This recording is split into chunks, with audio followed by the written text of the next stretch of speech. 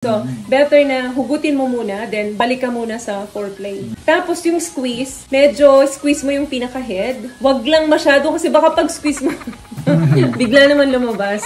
So, dahan-dahan lang din. Maitim ba skin? Underarm at singit mo? K-Skin ang bahala sa'yo. Premium ang ingredients, paraben-free and sulfate-free, and FDA-approved, kaya safe for everyone. With K-Skin, ibalik ang alindog mo. Huwag nang magpahuli. Hi guys! Welcome back again to our channel. So, andito na naman kami ni Miss Pe and Mrs. Kumusta na kayo dyan? Kumusta na kayo? I hope nasa mabuti po kayo. So, meron ulit tayong question na sasagutin dito. Sabi niya, hello ma'am, may paraan po ba para matagal labasan ang lalaki? Less than a minute kasi, nakakatapos na ako. Sana mapansin po. Ikaw ba, babe, para sa'yo, ilang minutes dapat para masabi mong na-enjoy mo talaga yung pagtatalik mo with your partner? Kasi sa kanya, less than a minute eh. For you? For me, 1 minute ay sobrang bilis nun. 1 minute? So talagang ano siya, may pre-ejaculation issue siya. No? Ideal mo? Ideal ko, around 7 to 10. What? Pero may hugutan. Kasi mag-change ng position. Hindi nag-stuck na 7 minutes, straight tuloy-tuloy yun. Pero at least 5 talaga. Huwag bababa ng 5. Para masabi mong na-enjoy mo talaga yung gabing yun. So may issue nga talaga si sir kasi pero 1 minute kasi less than a minute. Less than a minute, lalo na, papasok pa lang. Tapos na, di ba? Kasi sa inyong mga lalaki, mas masarap para sa kanila talaga yung mas napoprolong nila. Di ba? Nadi-delay talaga kesa yung mabilis. Naiintindihan ni Mr. yan. Alam ko yung pinagdadaanan ni sir. At hindi maganda nga naman yun kasi gusto mo pa talagang i-extend pero hindi na. Now, ano ba yung dapat niyang gawin para ma-extend? Ako naman, feeling ko sa lalaki, dapat at least 3 minutes. 3 minutes? Okay na yun. Pwede na sa'yo? Okay na. Okay na. Hindi ka kasi lalaki Sa bagay, hindi. Kasi sa mga nababasa ko rin, ng mga article, at least 3 minutes, ideal na siya. Well, kung 5-7 minutes, mas okay yun. Yun nga. Ang tanong kasi kung ano yung preferable na tagal. Para sa'yo. Para sa akin. Pero kung less than a minute, I think that's a problem talaga. Medyo malaking diferensya. Kung i-compare yung 1 minute sa 3 and 5, 7 minutes. Bago ka makipagtalik sa partner mo, siguro better na masturbate ka muna bago yung big event. Yung big event, yun na yung pakikipagtalik mo. At least 2 hours, mag-masturbate ka muna. That way, nababawasan yung sensitivity nung iyong ari. Kasi nakapag-masturbate ka muna. Unlike yung hindi pa talaga, tapos tipong 1 linggo, wala kang ganon, meron ka na pre-ejaculation ka na nga Tapos biglang sasaba ka kaagad sa big event. Talagang mas mabilis pa yun. So better siguro kung number 1, mag-sarili. 1 to 2 hours bago sumabak. At isa pa, babe, kasi siyempre hypersensitive. Diba?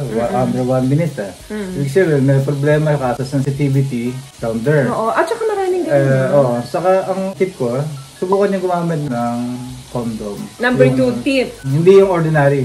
Yung makapal. Kasi paano yun, Big? Pagka makapal yung condom niya, mararamdaman niya may supot talaga. Hindi naman na kailangan niya Kasi hindi niya na kailangan yung sensitivity. Super sensitive na, di ba?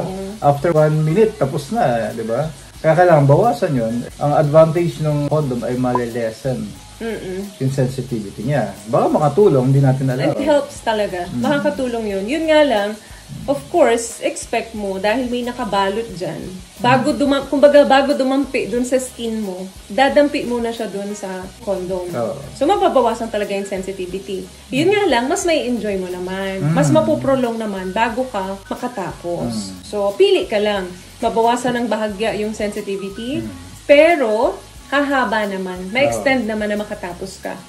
Or mabilis ka nga, pero very, very sensitive naman. So, expect mo na sobrang bilis mo naman makatapos. Ang advantage, babe, ng may condom na makapal, pag gusto mo na matapos at hindi mo matapos-tapos dahil wala ka halos nararamdaman, tatanggalin mo lang yun. Di ba? Back to normal again. Oo. What I love about this product, itong No More Dark Secret ng K-Skin, bukod sa may advanced whitening na siya, na kung saan pwede niyang matulungan na pumuti yung mga singit-singit mo, moisturizing, meron siyang anti-irritation, antibacterial, maintain healthy pH level. Hindi lang pambabae, meron din po tayong pang lalaki. Then pangatlo, siguro may ibibigay kong tip. Alam niyo ba yung Stop and squeeze. Oo, stop and squeeze. Yung kapag andun ka na, no, nararamdaman mo na yan eh. Kapag, ito na. So, yung sensation, dapat mabawasan yun. Kasi yun yung dahilan kung bakit nakakatapos ka eh. Intense na, no? So, better na hugutin mo muna. Tapos, alisin mo muna sa isip mo na may ginagawa ka. Isipin mo muna may utang ka, ganun. O isipin mo muna yung naiwan mong trabaho, yung stress mo sa trabaho. Joke lang. Hindi, yung mga ganung bagay, ibig ko sabihin, alisin niya muna. Sa isip niya, yung nakikipag... Ginagawa mo. Oo, ikipagdali ka doon. Kasi iba mind, pag gumana yan eh. So, better na hugutin mo muna, then balik ka muna sa foreplay. Tapos yung squeeze, medyo squeeze mo yung pinaka-head. Wag lang masyado kasi baka pag-squeeze mo, bigla naman lumabas. So, dahan-dahan lang din. Sakalin mo yung pinaka-ulo niya. Medyo ganun. Yung sakal na hindi masarap ha. Baka mamaya pag sakal niya, masarapan kayo. Lalo kayo matapos. Mas lalo ka matapos. So, medyo alalay ka. Firm na. Kasi baka mamaya ginawa mo yung squeeze. Sabi ni Ma'am Cherry, i-squeeze daw ang bilis ko lalo nakatapos. Better nun is dapat yung pinaka-head, yun ang hawakan mo. Then, squeeze. Huwag masyadong matinding squeeze. Kasi pag matindi, baka mamaya lumabas yan. Tapos ka bigla. Tapos kang bigla. Ganun lang ang gagawin mo. So, magsarili ka muna. Pangalawa, gumamit ng condom. Pangatlo is yung tinatawag nating stop squeeze. Ito ba yung ideas lang to na pwede nyo subukan? Diba? Ideas lang. Doon sa may mga ganong issue, sunod-sunodin nyo yon yung pag-masturbate 2 hours bago ka sumabak sa big event. I think very effective yun eh. Kung 1 minute ka... Goblehin nyo. Kunwari, yung tatlong bagay na yan, i-combine nyo. Mas lalo nang mas effective yan. Kung 1 minute ka, nakakatapos ka na, baka at least kapag ikaw ay nagsarili, baka umabot na ng 2-3 minuto yan. So, okay na yun.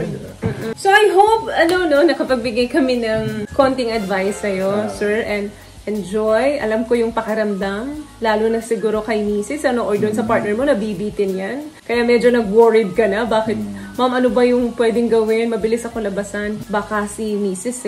may reklamo na dyan pagdating sa'yo. So, kailangan mong i-communicate pa rin si partner. Mag-usap kayong dalawa.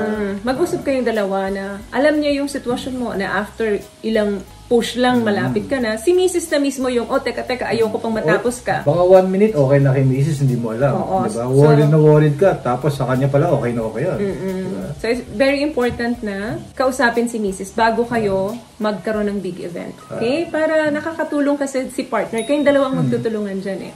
So, yun lang guys, ang video natin for today. Naalog yung camera. Pasensya na kayo. Hindi ko alam bakit.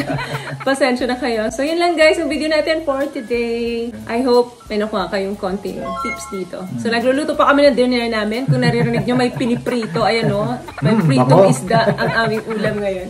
So, sinagot lang talaga namin ito kasi para sa akin, medyo urgent ito. Kasi lagi ko nang nakikita sa comment section na nagko-comment siya dito. Bye guys! Bye-bye. See you again on our next video. Bye-bye. God bless you all.